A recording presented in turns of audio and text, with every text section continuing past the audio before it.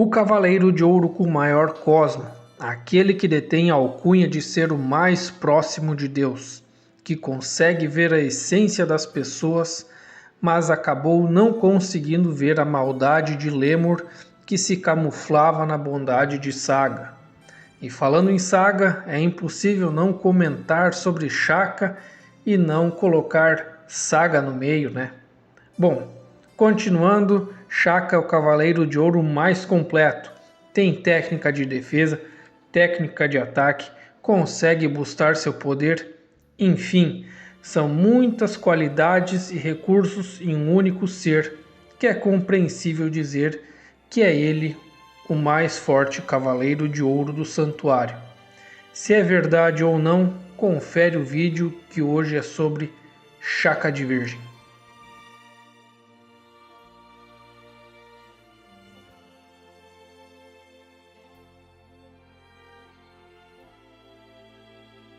Fala pessoal, tudo bem com vocês? Samuel Hermes aqui para mais um vídeo no canal. Desde já eu peço para que você se inscreva no canal, ative o sininho de notificações e assista ao vídeo até o final. Se gostar, deixa aquele like para dar força para o canal. Fique bem à vontade para comentar, sugerir novos vídeos, dar sua opinião ou a sua crítica. E sem mais enrolação, então bora pro vídeo.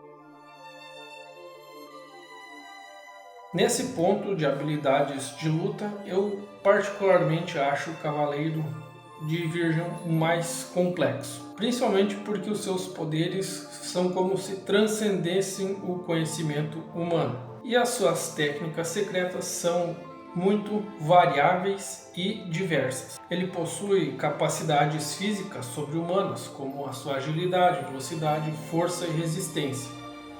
Shaka ele domina o sétimo sentido e ele despertou primeiro o oitavo sentido e também o domina. Foi ele então quem enviou a mensagem do Araya-Shiki para a deusa Athena. Shaka também consegue sair de dimensões paralelas, ele consegue criar ilusões e possui telecinese. Shaka também é capaz de conseguir ver a essência das pessoas, ele também consegue apagar memórias. Os seus ataques podem ser de longo alcance e também de curto alcance. E vale lembrar que os seus ataques possuem uma capacidade destrutiva altíssima. Fora isso, Shaka consegue trazer um ar de sabedoria e serenidade, além de trazer questões complexas sobre a morte e o sofrimento humano. Questões essas que ele conversava telepaticamente com o Buda enquanto ele ainda era criança.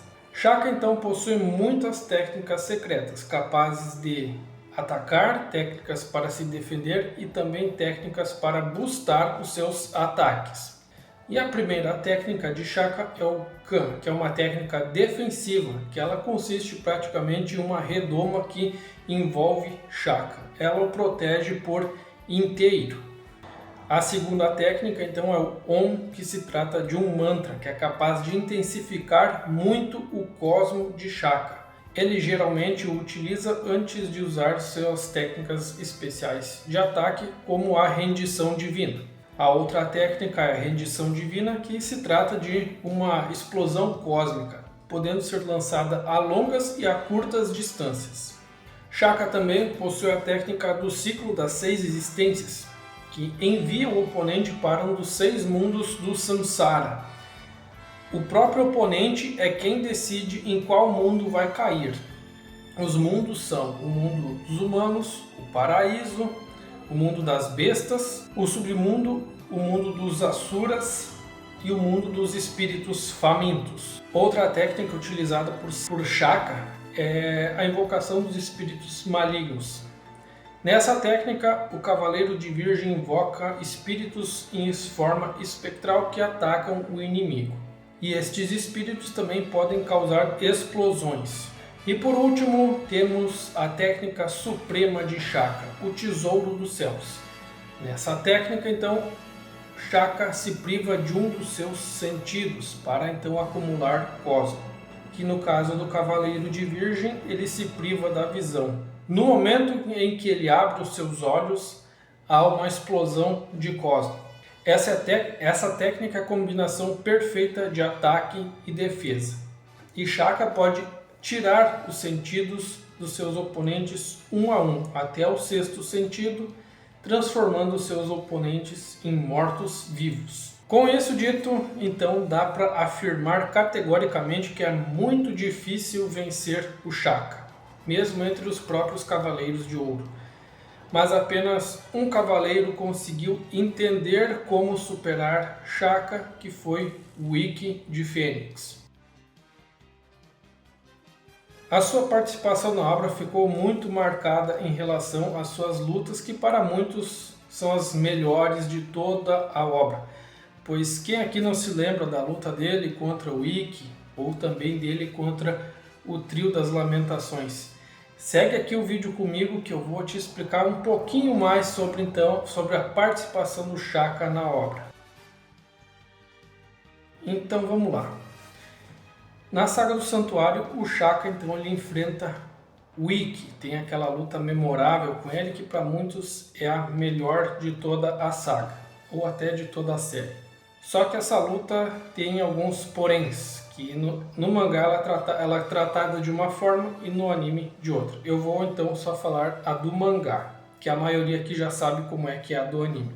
Também teve uma luta, só um adendo, teve aquela luta do Shaka contra o Aioria na Sala do Mestre, só que nessa eu já comentei no vídeo do Aioria, então para não ser repetitivo eu vou deixar essa luta de lado. O Ikki e o Shaka se conhecem antes, no momento que o Ikki conquista sua armadura de Fênix. O Shaka tinha ido para a Ilha da Rainha da Morte para dar cabo no Jango, por ordens do Santuário. Só que o Ikki já tinha vencido o Jango e conquistado então a armadura. E o Ikki se surpreende com o tamanho cosmo vindo de um único ser. Ele chega até atacar o Shaka, só que não acontece nada. O Shaka então vence ele com um único golpe, desdenha dele e apaga a memória do Ikki. Diz que ele só se lembraria do Shaka no momento que eles se vissem novamente. Passou-se um tempo então chegamos à Batalha das 12 Casas. Primeiro, o Ikki não chega na Casa de Virgem, quem chega lá é o Dragão, o Shiryu, o Shun e o Seiya. Os três são derrotados facilmente. O Shaka aguenta o cólera do dragão como se fosse nada, só com a palma da mão dele, gerando um vácuo para não dar um impacto. E ele faz então até a própria corrente do Shun se voltar contra ele. No momento então que o Shaka iria dar fim no Shun, aparece o Ikki lançando as suas shurikens de penas de fênix. Então começa o embate entre os dois. A luta se inicia e então o Ikki se lembra daquela luta na Ilha da Rainha da Morte e ele já sabe o que está por vir. O Ikki tenta praticamente lutar contra o Shaka de todas as maneiras. Ele foge, tenta escapar e não sai da palma da mão do Buda.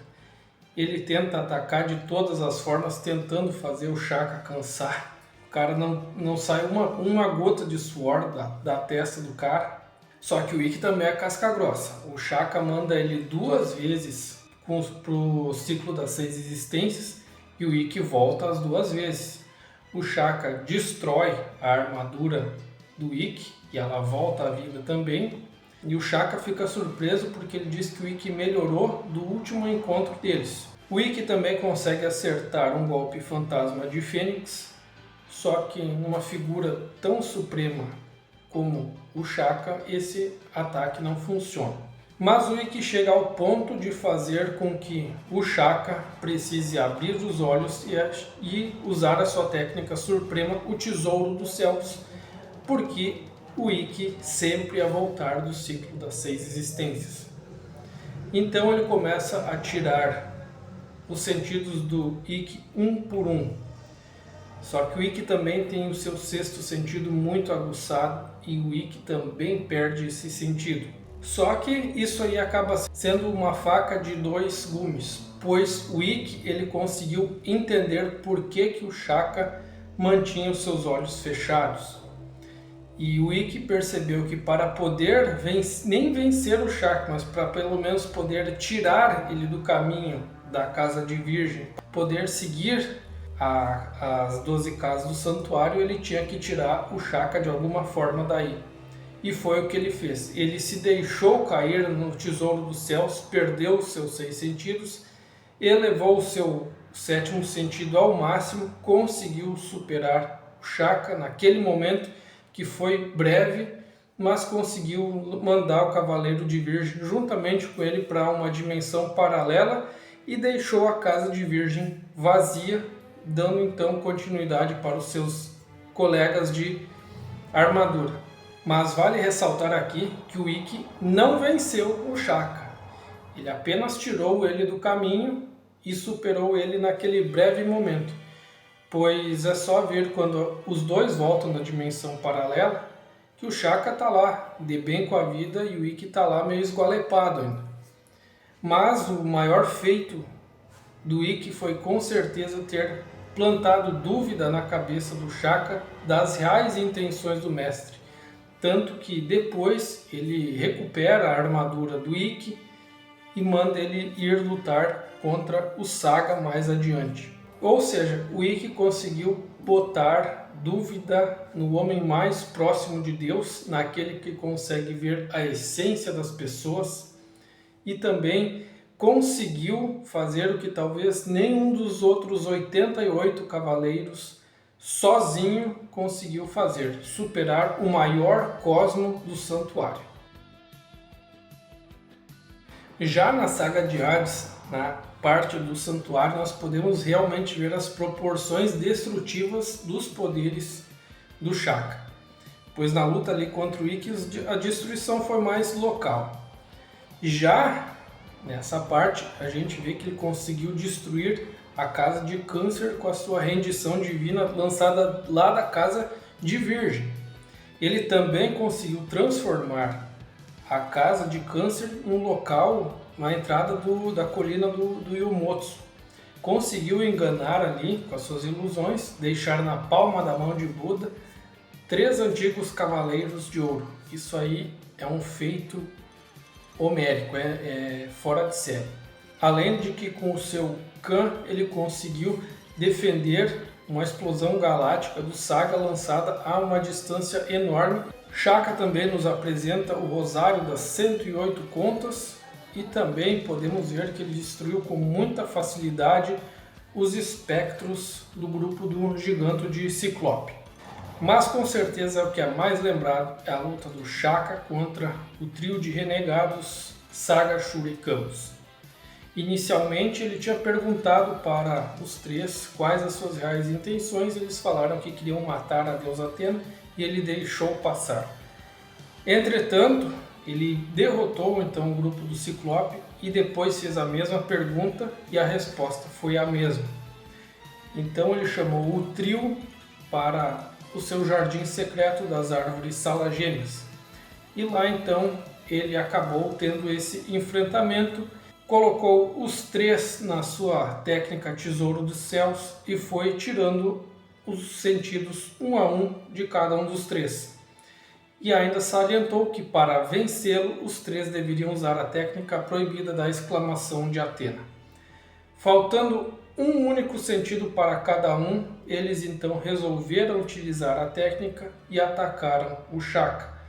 E nesse momento então o Shaka acabou partindo. Entretanto, ele já dominava o 8º sentido e deixou a sua mensagem secreta para a deusa Atena, que eram as mensagens do Araya Shiki. Vale lembrar aqui que no momento em que o Shaka escreve a mensagem, ele está utilizando uma projeção material do seu corpo, utilizando do artifício do 8º sentido.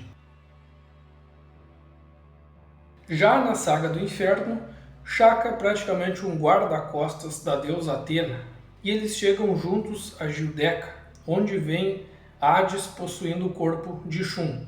Shaka tenta atacar Hades, mas a Saori impede, tentando se sacrificar para poder então parar o grande eclipse começado pelo deus do mundo dos mortos. Então Hades ordena para que Shaka mate Atena. Entretanto, ele não faz isso e ele joga a sua lança contra o deus. Hades então lança a sua lança contra o Shaka e Athena intercede.